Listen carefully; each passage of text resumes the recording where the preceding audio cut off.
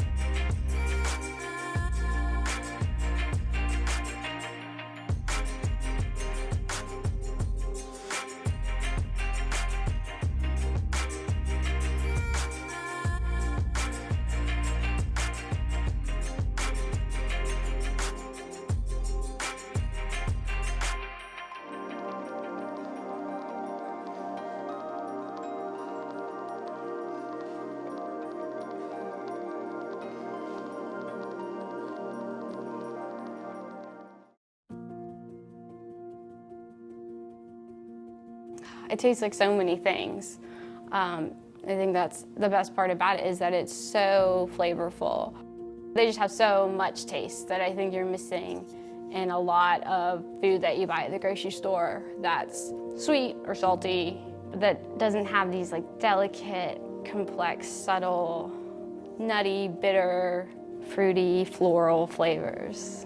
We aren't a certified organic garden, but we do practice sustainable and organic growing methods. So that really means that we use organic products if we do spray for things like pests or viruses, funguses, bacterial infections on plants. But I try to keep even the spraying with organic products down to a minimum. Other than that, we try to manage on the back end to keep healthy plants before they even get to a point of needing additional fertilizers, any sort of treatments with organic products. So that means maintaining healthy plants in the greenhouse and babying them while they're seedlings until they get established as larger plants, and then also making sure that the soil is a good pH when we plant our vegetable and fruit plants, and also has enough nutrients to support the plant through its growing stages. Once you have a homegrown tomato, you will never want to buy a store-bought tomato again, I can guarantee you. It's higher nutrient quality because if you think about it, it's not taking as long for the produce to get from point A to point B. So you're consuming homegrown produce at the height of its freshness, at the height of its nutrient content. So you're getting this really delicious produce. You don't have to be a chef to know that cooking with good ingredients is just as good as cooking with a good recipe. If you have the base of good vegetables and good herbs, and especially fresh herbs, and a little bit of salt and pepper, it goes a really long way. And we appreciate having that fresh stuff year-round, whether it's in the peak of season in June, July, August, or that's something that we preserved and then tied back into a menu later in the school year. Washington Lee doesn't have an agriculture program, but it's still really important for students and staff, I think, to think about where their food is coming from. And just having the garden here, whether or not students are working in it or they're seeing the produce in the dining venues, I think it really gets students to think about the process of growing food, where it comes from, how it gets from a farm or a garden to their plates. In sustainability, we look at the three levels, so the economics, the environment, and the social issue. And the campus garden and our compost system hit all three of those things. We're saving the university a little money. We are providing a very healthy food alternative for our community, and we're protecting the environment a little bit. I think when people see large companies, large schools, large families all making this effort, they see, oh, well, those 100 people can do it. Why can't I, as one person, do it? So I think it's responsible for us to set a good example for others to follow. More students are paying attention to this and expecting these kinds of practices as the norm. They're expecting recycling bins to be everywhere. They're expecting compost to be a normal thing. They're coming to us from other places and saying, well, this is what it looked like in my home, so how can we make it look like that here? And that gives me a lot to work on, and also makes it very meaningful because I know the campus is looking for these things, they're asking for these things.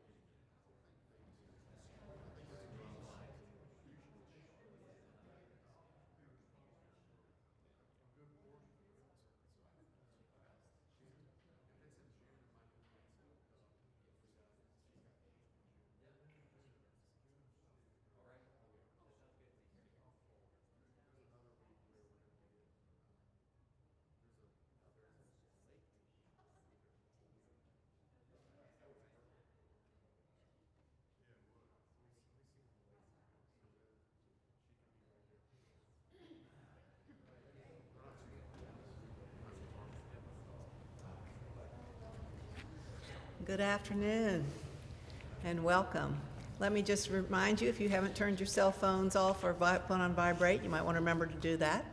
And also, if we should need an additional emergency exit, there is one down the stairs here to my right. So thank you all for coming. We've been looking forward to this speaker and this day. My name is Lucy Wilkins, and I'm the Director of University Collections and Lead Chaplain Museum. On behalf of our department, let me welcome you to the 5th Annual Spring Lecture Series. Our speaker today is Dr. Jason Phillips from West Virginia University, where he is the Eberly Professor of Civil War Studies. He holds a PhD from Rice University, an MA from Wake Forest University, and a BA from the University of Richmond. So it was my alma mater, so he started out right. In addition to numerous articles, he has published 3 books: Die Hard Rebels, The Confederate Culture of Invincibility, Storytelling, History, and the Postmodern South, and the most recent on which his talk today is based, Looming Civil War, How 19th-Century Americans Imagined the Future. We often tend to think of history as static, which is why it often seems dusty and unrelated to our current lives. It's difficult to look at a particular period from the perspective of the people living in it, since we have the advantage, or perhaps the disadvantage, of hindsight. Dr. Phillips's book sees the world of the past as dynamic and living. His research gives us insight into what people were actually thinking about at the time. Dr. Phillips's book posits the idea that the way we think about the future actually affects how the future unfolds. As we look at how people in the past thought about the future, we can learn some lessons to apply to our own future. After his talk, Dr. Phillips' book will be available for purchase downstairs in the museum shop, and he'll be happy to sign your copy. Dr. Phillips will now come and share with us this remarkable and unusual way to look at the past, present, and future. Please welcome Dr. Phillips.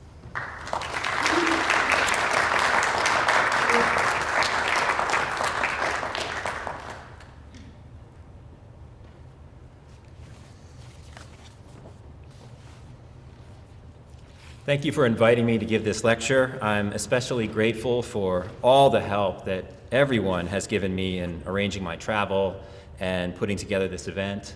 And thank you all for coming today. As Lucy just mentioned, my lecture shares a couple of ideas with you. First, visions of the future, like memories of the past, are socially constructed. We cannot reach the future or the past, so we imagine them. Because historians are trained to look backward, my profession focuses on memories instead of anticipations. But forecasts are more powerful than memories because they come first. This is my second point for you today. Forecasts precede history and shape unfolding events. How society interprets news and acts in the present depends on its expectations of the future. To support these claims, I study the forecasts of America's most remembered event, the American Civil War. And by the end of the lecture, I hope to show you how Americans anticipated and dreaded this conflict and how their imagined futures made history.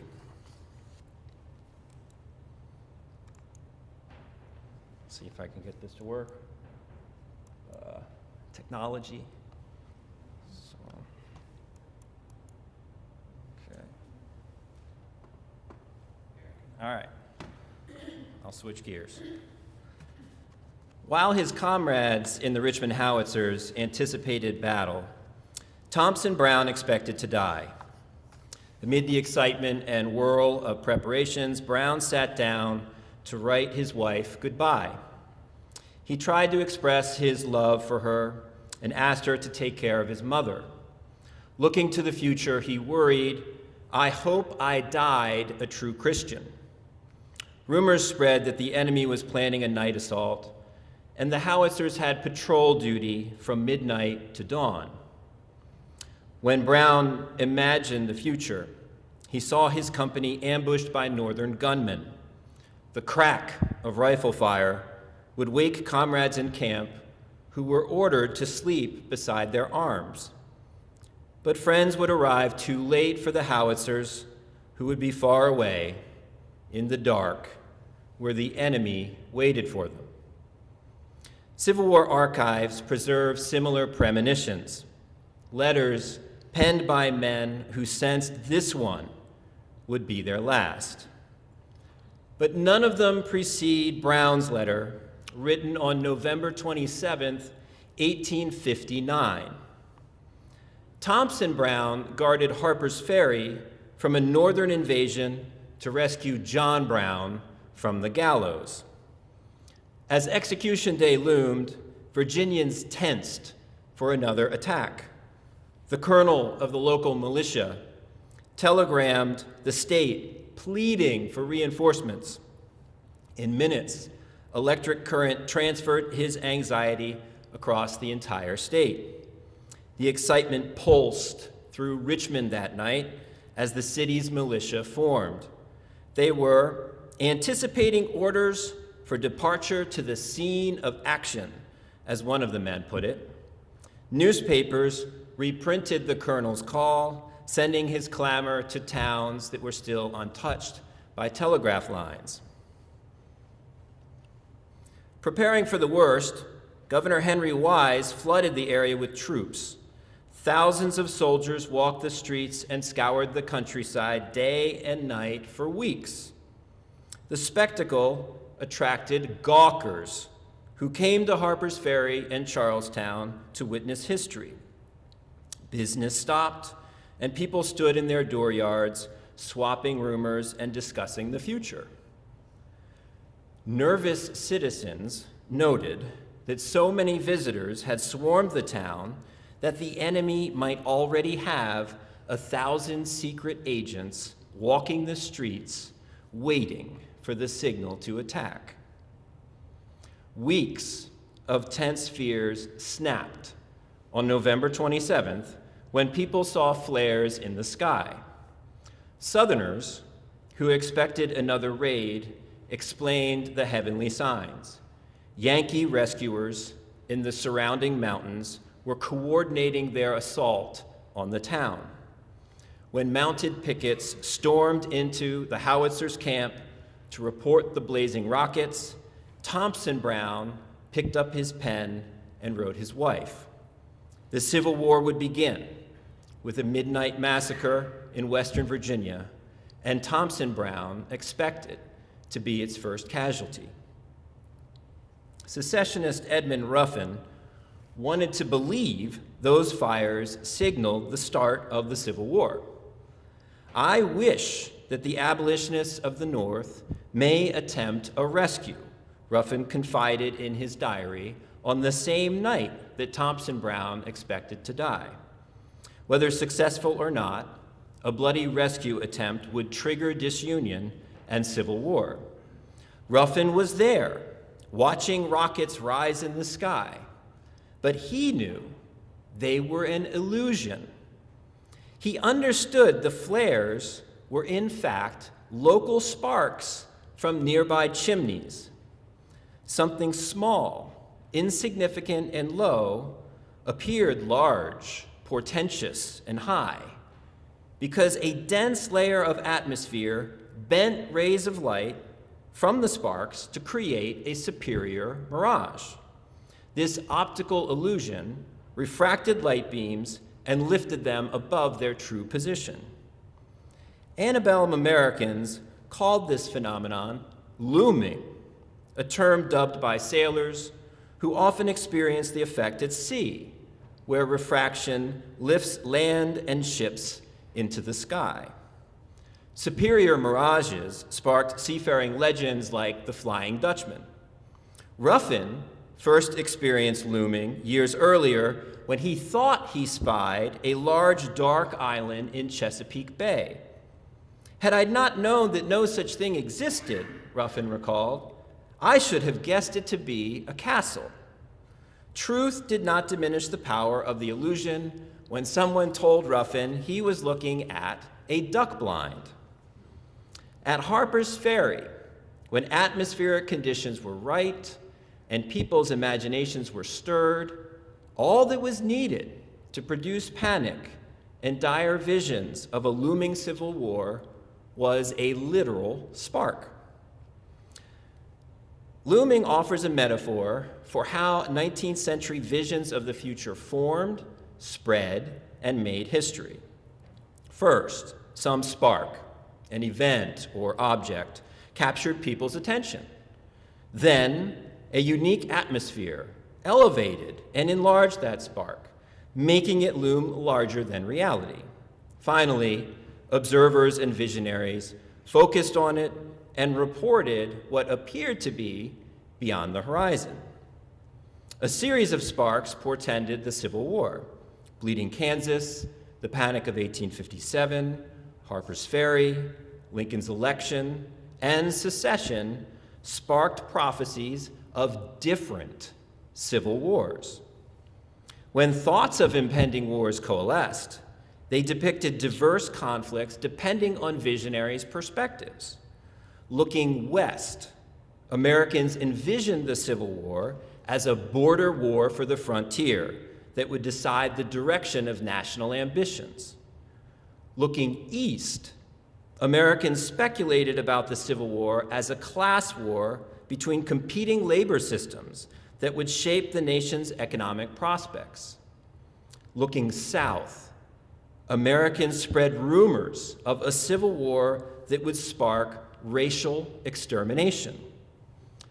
Looking abroad, Americans prophesied about the Civil War as a revolution that would be triggered by secession. When the Civil War began, all of these visions shaped how Americans perceived the looming conflict and fought it. Somehow the real war combined all of these antebellum prophecies without fulfilling any of them. How Americans understood time affected their visions of looming wars, and two prevailing temporalities coexisted in 19th century America. Now, before I get into the weeds here and explain their approach to time, let's do a quick experiment. By a show of hands, how many of you imagine that the future is behind you? Anyone? No? Indigenous South Americans imagine the future is behind their head because, unlike the past, we can't see the future or read about it. We can't know about it until it happens. The past is in front of them. It's something they can read about. Raise your hand if you think the future is ahead of you. Does anyone think the future is ahead of you? That's what I thought. Believing that the future is in front of us is a key metaphor that we live by, and it profoundly affects our history, culture, politics, science, and economy. Civil War Americans shared our view that the future was ahead of them, but they related to that future in different ways. Some people imagined themselves traveling through time toward the future and forging that future and their lives in the process. For these Americans, the future was open, it was empty, opportunities abounded, and humanity made history. This modern temporality, defined as anticipation, believed in progress and free will. Others imagined themselves stationary while time passed through them.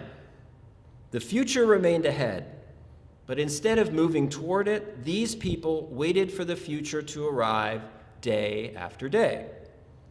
Instead of focusing on an open future, these Americans imagined a closed future that large forces, impersonal and perhaps divine, had already determined. This older temporality, defined as expectation, privileged providence and fate. Religion shaped how antebellum Americans imagined the future. Millions of citizens believed that Jesus Christ's second coming would occur during their lifetime. This was not a fringe faith. Beliefs about approaching the end of history colored how Americans envisioned territorial disputes, immigration, economic depressions, slave revolts, political debates, and of course, the Civil War. New technology also affected how people understood time. The telegraph reinforced notions that humanity formed the center of the universe and affected eternity like a stone thrown into a pond. In 1850, Edward Hitchcock, who was then the president of Amherst College, argued that all our thoughts are transmitted to every part of the universe through what he called the universal telegraph.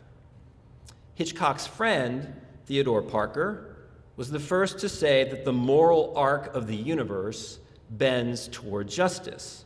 And this is what he meant. The universal telegraph preserves everything we say, do, and think for eternity. And over time, our goodness will literally reform the material of the cosmos. If the telegraph suggested the permanence of human action in the future, the railroad simulated time travel. Asa Whitney recorded his first experience on board a train in 1844, and I had to look and see exactly how fast he was going. His train was going about 20 miles an hour. This is what he said: "Time and space are annihilated by steam. We pass through a city, a town, yea, a country, like an arrow from Jupiter's bow." Like the telegraph, the railroad focused attention on the future. The mind, too, goes with all this, Whitney said. It speculates, theorizes, and measures all things by locomotive speed. His day on the train gave Whitney new respect for religious groups that predicted humanity was approaching the apocalypse. The telegraph changed how people imagined cause and effect. The railroad turned people's thoughts toward the end of the line. Antebellum inventions favored anticipations and labeled them as masculine. Women waited for the future to arrive in the form of a marriage proposal or the birth of a child. Pregnant women were expecting, not anticipating. Men, however, molded the future with ambition and work. Masculinity meant winning at the race of life, which required a go-ahead attitude. A forgotten phrase today, go ahead, was a 19th-century American mantra. In 1859, Bartlett's dictionary defined go ahead as rapidly advancing progressive, harnessing the ambition and power to move forward was what Americans sought and how they distinguished themselves from other people.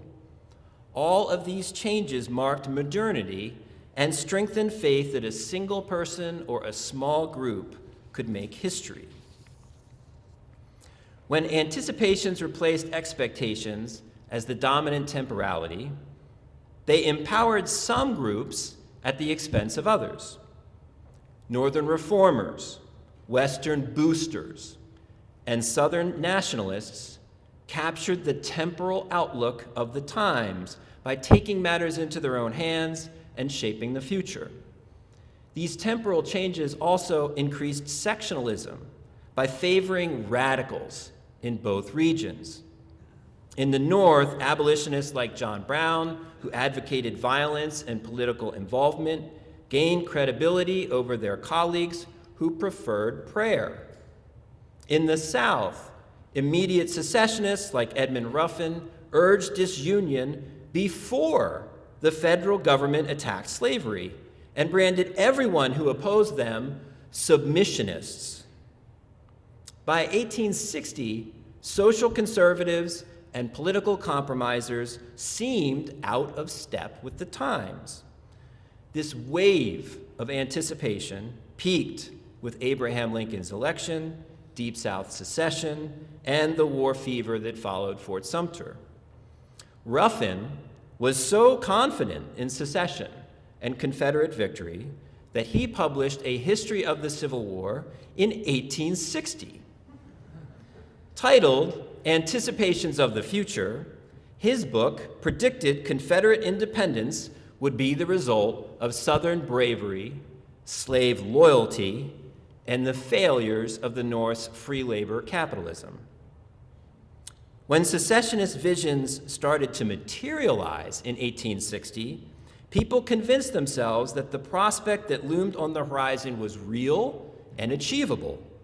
The mirage wraps you round, Lawrence Keat reported from the Confederate founding in Montgomery. Sail on and you meet the ship you saw in the air. He's talking about looming. Keat observed, forward is the inexorable word in the world. There we go. In 1861, after generations of worrying and dreaming about the Civil War, it finally came. And when it did, people used their visions of the future to read the news and make history. Forecasts of a 90-day war, vows that one recruit could whip 10 enemies, promises to drink all the blood spilled by secession. Such sentiments anticipated a short romantic war. These boasts also shared popular anticipations that people controlled the future, and whoever reached the war first would make history. Battlefields offered an open prospect and beckoned to men who had the foresight and courage to reach them first. When the war came, Theodore Winthrop joined the 7th New York Infantry, a unit brimming with elite New Yorkers who shared his conviction that the path to victory lies straight ahead. They wore gray uniforms with white cross belts and bowie knives and enlisted for 30 days. The regiment was the first in the city to go to war. On April 19th, they tramped down Broadway under a bower of flags.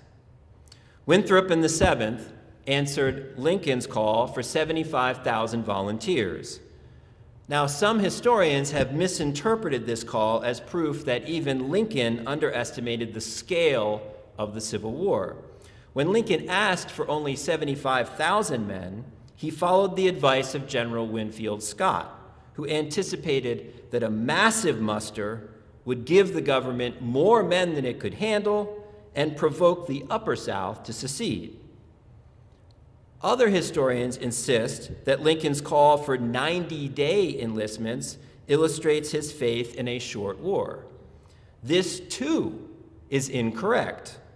A 1795 militia law limited the service of volunteers to 30 days after the assembling of Congress.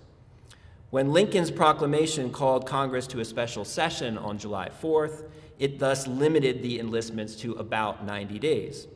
To convene Congress earlier would have shortened the volunteer service. To postpone Congress's return would have slowed mobilization. When the 7th finished its short term of service and mustered out, Winthrop transferred to Fort Monroe to serve as General Benjamin Butler's secretary. The move satisfied his eagerness to travel straight to the seat of war. "By liberty," he wrote, "but it is worth something to be here at this moment, in the center of the center. Here we scheme the schemes," and all of this is in exclamation points. "Here we take the secession flags, the arms, the prisoners. Here we liberate the slaves," virtually. Winthrop was anticipating events. The garrison had not captured flags, weapons, or prisoners yet. After he arrived at the fort, Winthrop convinced Butler to let him plan a surprise attack against nearby Confederates. His plan called for 2 regiments to coordinate separate marches at midnight, meet in front of the enemy's position at dawn, fire a single volley, and charge with bayonets. Winthrop's plan would have tested the abilities of veterans, and his men had never seen battle. When the 2 regiments met in the dark, they thought they were encountering the enemy and fired at each other. This mistake wounded 21 men and erased the element of surprise. After the officers regained order, they wanted to return to the fort because their plan was compromised. Winthrop convinced them to press forward. The march took longer than expected, and Confederates had hours to prepare for their arrival. When Winthrop and his men appeared at the Confederate position around noon the next day, a shower of rebel bullets welcomed them. Winthrop hid behind a fallen tree and told the soldier next to him that he would see inside that enemy trench before he returned to Fort Monroe. When ordered to retreat, Winthrop instead stood up on the log and urged his men to come on. A North Carolinian shot him through the chest. Winthrop's ability to march forward to the future ended yards from the Confederate line. With eerie irony, Winthrop had anticipated his death 10 years earlier in a poem he wrote. Let me not waste in skirmishes my power, in petty struggles. Rather, in the hour of deadly conflict, may I nobly die. In my first battle, perish gloriously. Winthrop was the first Civil War officer killed in combat. When Winthrop's men stumbled in the dark that night, they encountered a group of runaway slaves who asked which way it was to the Freedom Fort. Fort Monroe was an emancipation magnet, years before Lincoln freed any slaves. In 1861, enslaved Americans who raced toward the war seeking freedom expressed anticipations of an open future that rewarded courage and enterprise.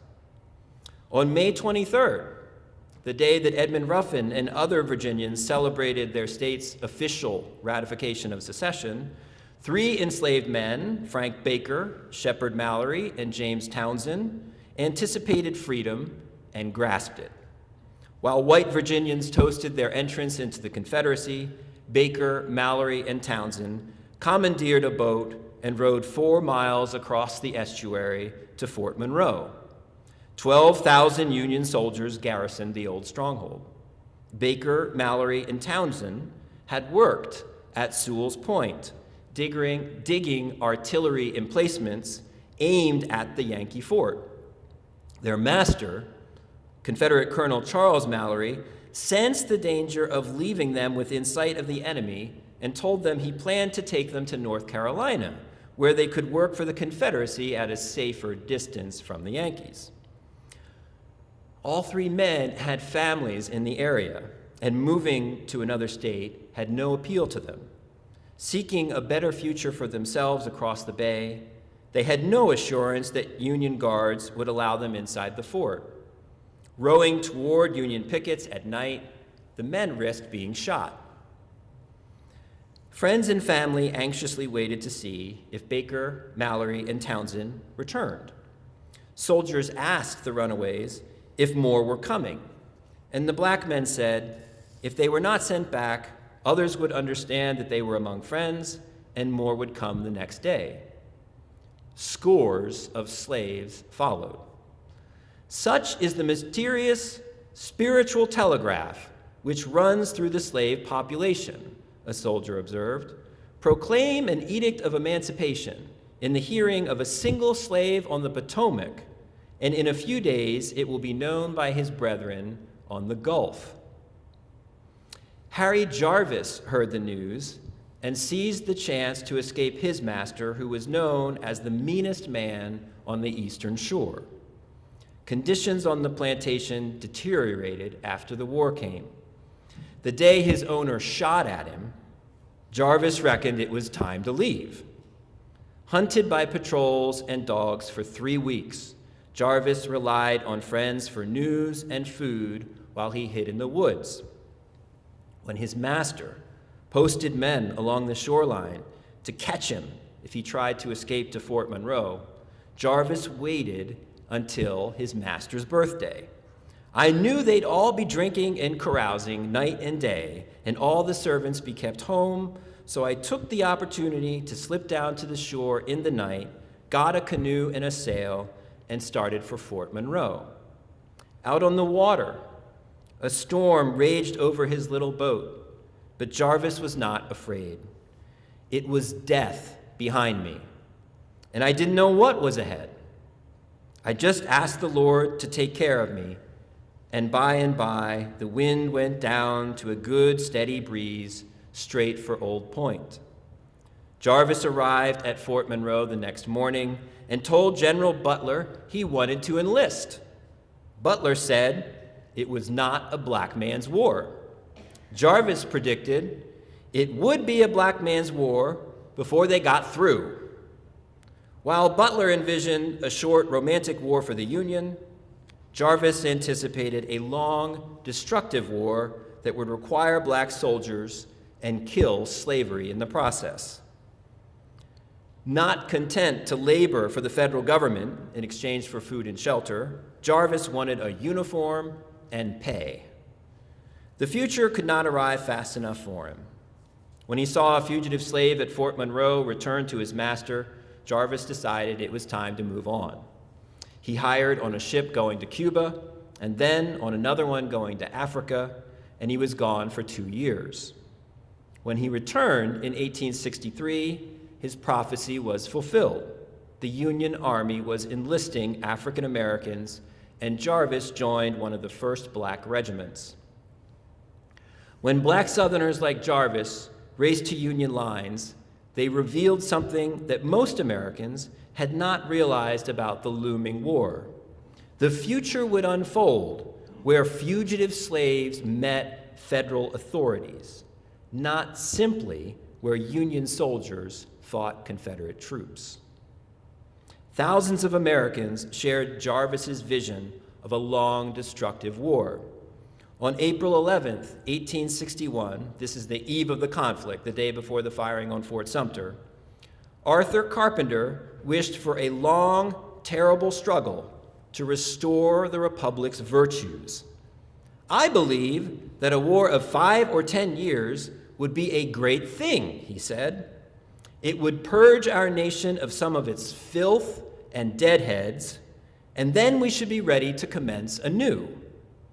A 20-year-old shoemaker's apprentice from Indiana, Carpenter imagined war as a contest that exposed, in his words, fops and light-brained scoundrels in high places.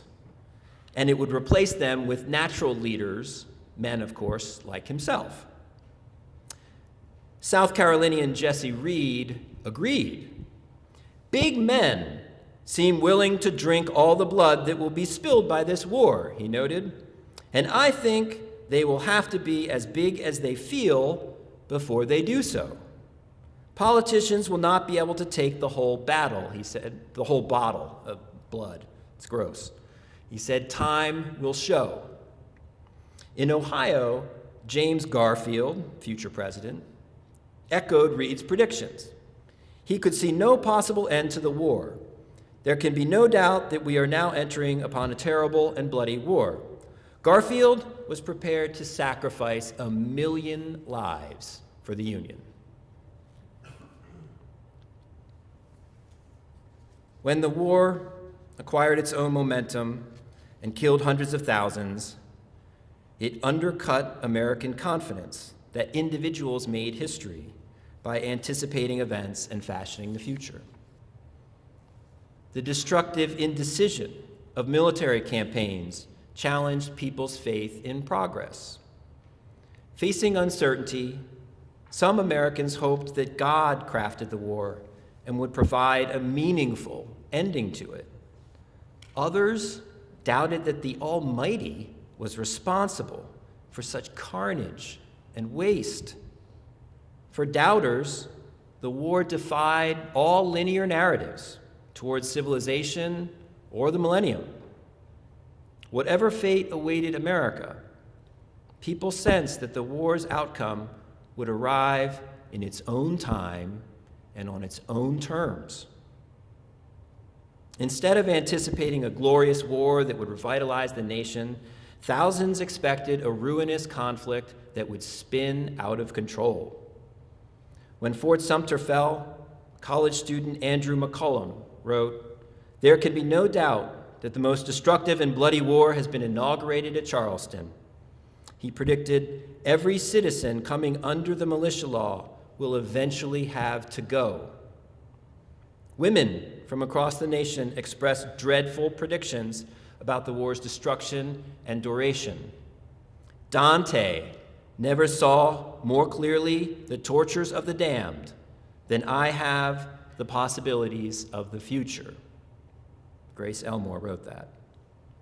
She imagined her brother dead on the battlefield, her mother shorn of wealth in old age, her family scattered. Untold thousands of women envisioned similar tragedies. Not everyone who expected the war sensed approaching death. Many dreaded anarchy. Others feared a financial collapse. People who sympathized with the opposite region, like New York conservatives and Virginia unionists, feared that warring parties dragged them and the nation into a senseless struggle. Other people expected nothing specific, but felt a sickening feeling about the war and knew by premonition that it controlled their fate and their families' futures. All of these visions of the looming war shared a dreadful feeling that the future rushed toward them, and they were powerless to avoid it. Even people at the center of activity, like Abraham Lincoln's secretary, John Nicolay, confessed, "Events are crowding so thickly upon us that it is impossible to calculate their present or future importance." At different points in the conflict, all sorts of Americans felt this way, from generals and statesmen to common soldiers, from women at home to refugees on the road, from former slaves to Wall Street speculators. In June of 1861, Carrie Fries of North Carolina thought women's hardest struggle is after the excitement of preparation is over and they are left to await the future as best they can.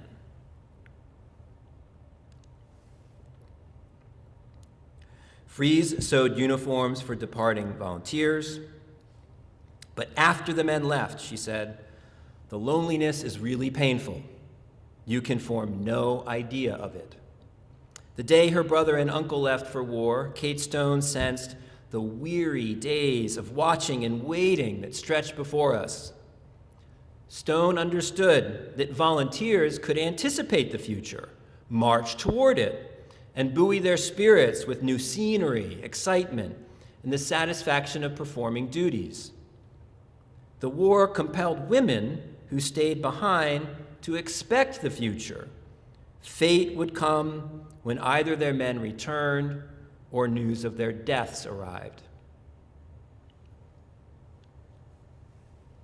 Telegraph operators shared women's tortured position. When Washington requested the best operators that the Pennsylvania Railroad could spare, Andrew Carnegie personally escorted his 4 best men to the Capitol. One of them, David Homer Bates, the man who's pictured on the right, recalled the stress of waiting for arriving dispatches. His title, Telegraph Operator, privileged the slim fraction of time he spent tapping messages on the machine. Listener was a more accurate depiction and description of his work. He and other operators spent endless hours straining to hear approaching news. Civil War expectations literally imprisoned Homer Bates. At the start of the war, he worked at the Navy Yard near Washington, D.C. Authorities placed an armed sentry outside the door of his solitary telegraph office. No one was permitted to disturb the operator. "These orders," he said, "were obeyed literally, and for 4 days I was a virtual prisoner," Bates recalled. The guard who was posted outside of his door would pass him meager meals, Bates waited and waited. Unable to stand it any longer, on the 5th day, he locked the door, opened a window, and escaped. When he returned and unlocked the door, the sentry appeared and said he would shoot Bates if he repeated the stunt. The strain of waiting for the future to arrive took its toll on men in the telegraph office. The first manager of telegraph operators in the War Department, a man named John Strauss, worked himself to death. He began the war in poor health and did not last a year. The second superintendent resigned instead of facing the same fate. The third, Major Thomas Eckert, the man pictured on the left, was a titan, physically and mentally. As a young man, he traveled from Ohio to New York City to see Samuel Morse's invention in person, and then built his own telegraph from memory when he returned home.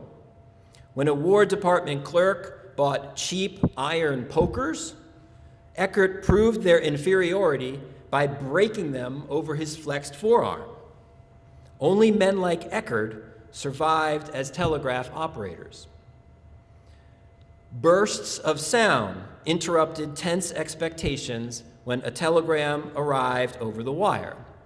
The message came one letter at a time, punctuated by dramatic pauses. As the operator transcribed the dispatch from Morse code to English, he capitalized words that he deemed important because the message did not appear in distinct thoughts and sentences.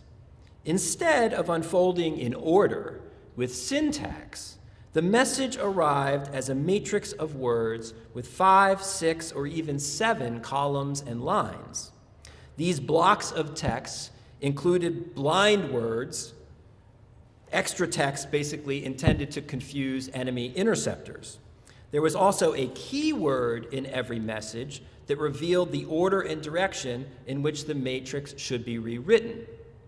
The future arrived as nonsensical garble, and operators literally deciphered it.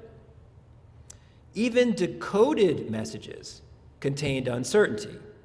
The truncated prose of telegrams could torment a recipient. A telegraphic messenger wrote Oliver Wendell Holmes Sr. the night after Antietam to announce, "Captain Holmes wounded, shot through the neck, thought not mortal, at Keedysville." The message haunted Holmes for days. Was his son's wound thought not mortal or not thought mortal, he wondered. As the doctor rumbled south on a train, locomotion stirred thoughts about the wound. Windpipe, food pipe, carotid, jugular, a great braid of nerves, spinal cord. A bullet through the neck ought to kill at once. For days, Holmes had only the same 12 words from the telegram to interpret his son's fate. Abraham Lincoln expected the future by temperament, and he haunted the telegraph office. Most days he left the White House, walked to the War Department, and sat at Major Eckert's desk, waiting for the future to unfold. "I believe I feel trouble in the air before it comes," he told his aide after spending a night in the telegraph office reading dispatches from the front. During the summer of 1862, he sat at Eckert's desk and wrote on foolscap. Like the operators, Lincoln wrote in short bursts and long pauses. Arriving telegrams interrupted his work, but the silence of the place provided a better writing space than the White House. Each night, Eckert locked Lincoln's writing in his desk drawer without reading it. Once, while writing, Lincoln looked out the window and spotted a giant spider web between the windowsill and the portico.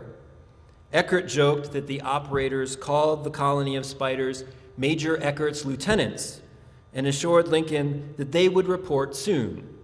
According to Bates, not long after, a big spider appeared at the crossroads and tapped several times on the strands whereupon 5 or 6 others came out from different directions. When Eckert and his men looked at the web, they saw operators and wires transmitting messages. Lincoln did not share what he saw in the web. Maybe he saw the war with its web of contingencies touching everywhere and restricting everyone. Perhaps he saw slavery ensnaring the nation. Sitting in the telegraph office, waiting for the future in 1862, Abraham Lincoln was writing the Emancipation Proclamation. It seems paradoxical that Lincoln, the great emancipator, attributed unfolding events to God or fate. If any individual could claim control of the war, it was the president. Yet he explained, "I claim not to have controlled events, but confess plainly that events have controlled me." When the war entered its 3rd year, the nation's condition is not what either party or any man devised or expected. God, Lincoln said, alone can claim it.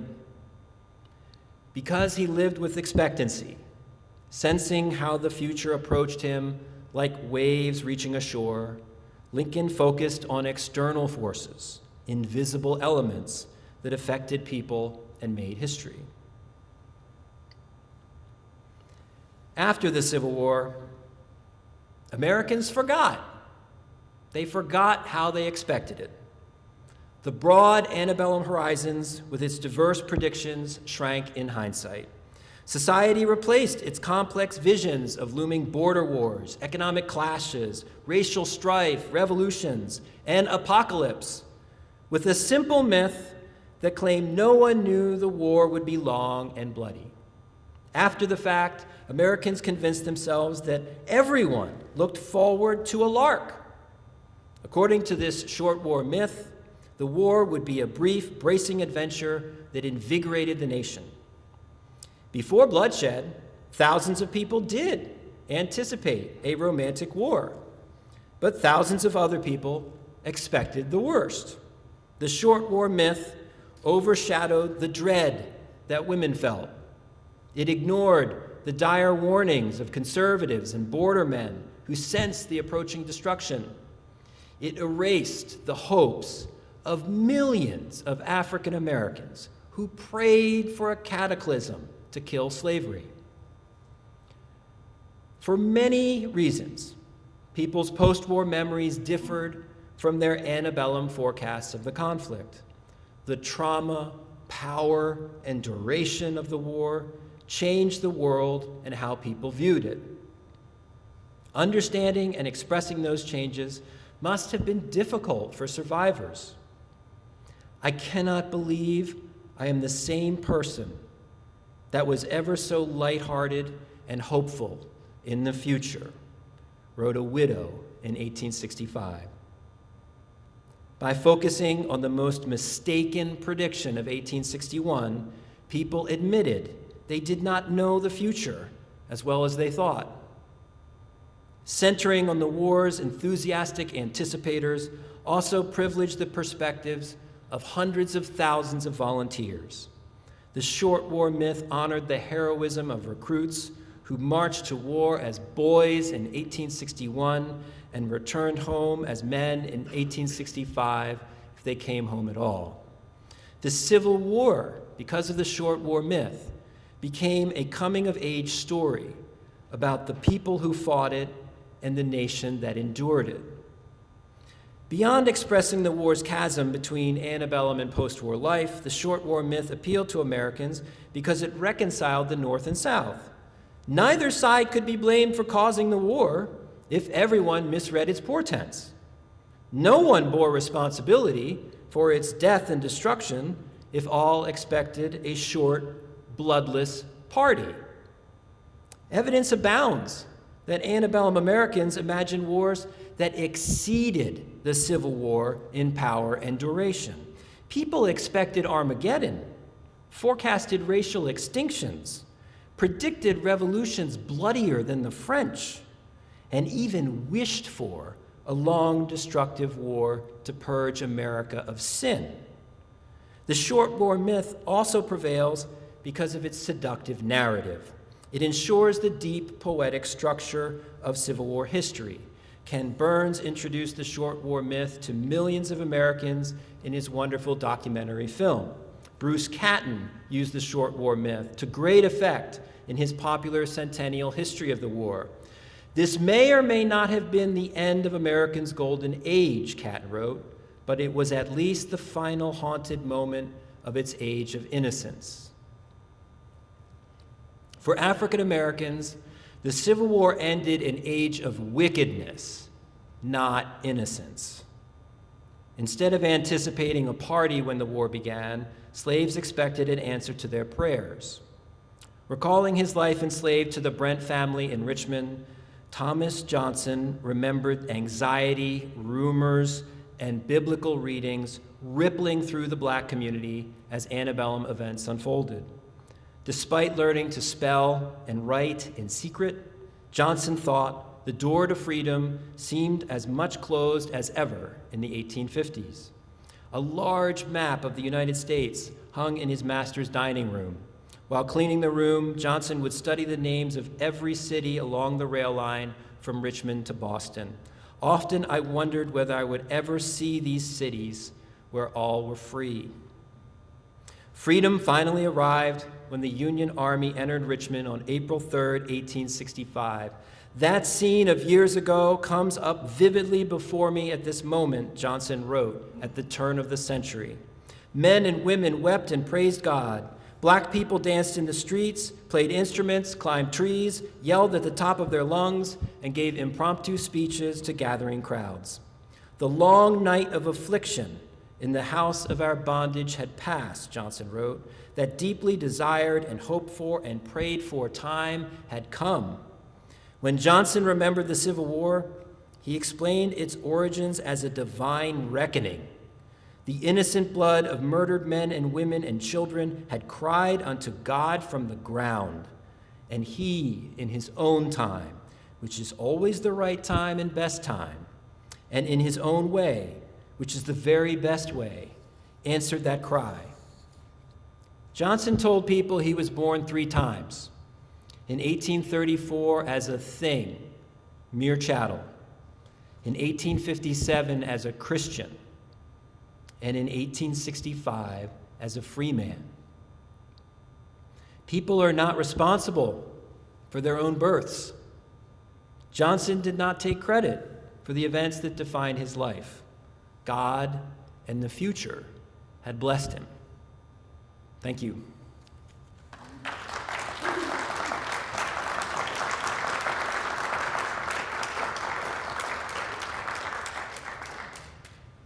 Phillips is willing to take some questions, and we'll be glad to hand you a microphone. Anybody have any questions?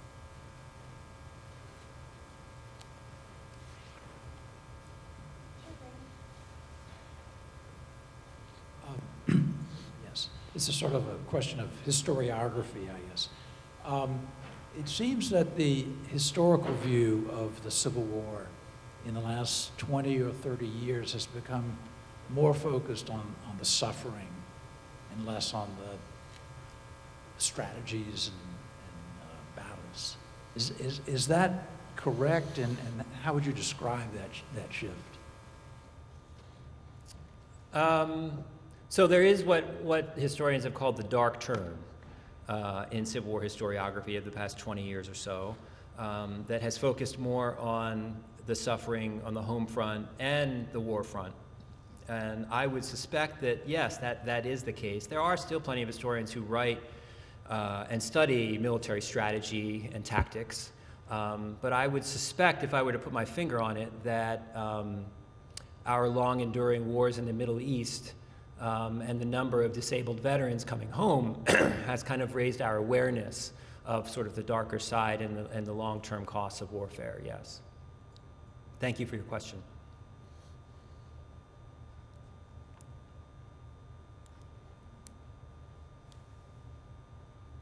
You touched on this quite a bit, but I was wondering how those who had an expectation view of the future, how that influenced their feeling of how to deal with the fact that many of them believed that Providence was on their side, and for Southerners, then what happened to Providence's support after the war? How did they, how do you see that? Yeah. I mean, the question is a good one, and certainly people on both sides thought God was on their side.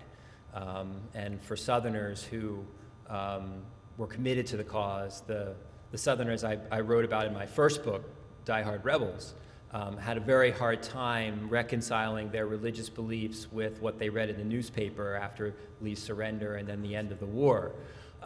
Many of them even questioned their faith in God before they questioned their faith that they were on the right side. But in the long term, I think Southerners who remain committed to the Confederacy and its cause argue that, well, perhaps there's meaning that we're not seeing in our defeat, right? That God must have another plan for us, and much of the lost cause view, it kind of builds on this notion that in suffering, we're going to sort of transcend our sins and become more powerful people in the future, and then the South will rise again. Lee certainly made some statements in that line. Right. Yeah. Anybody else? I actually have one. I know there's some significance to the painting that you used on the cover of your book. If Yeah, you'd like to. I can go back to this here. Bear with me.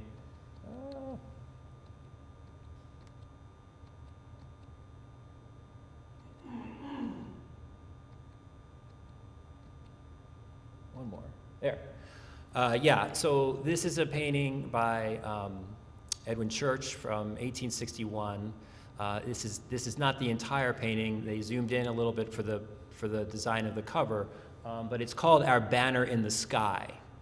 And if you look, you can sort of see near the LO of Looming, there's a blue field with some stars in it, and then some red streaming sunset clouds after that. This was supposed to be a sign from God in 1861 that the United States would win the Civil War and remain a united country.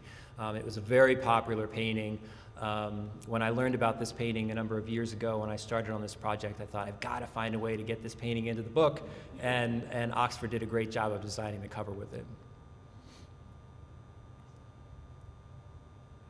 For you students out there, if you are interested in more about this book, I was walking your beautiful campus last night and decided on a whim to go check out your library and see if Looming Civil War is in the stacks, and it is.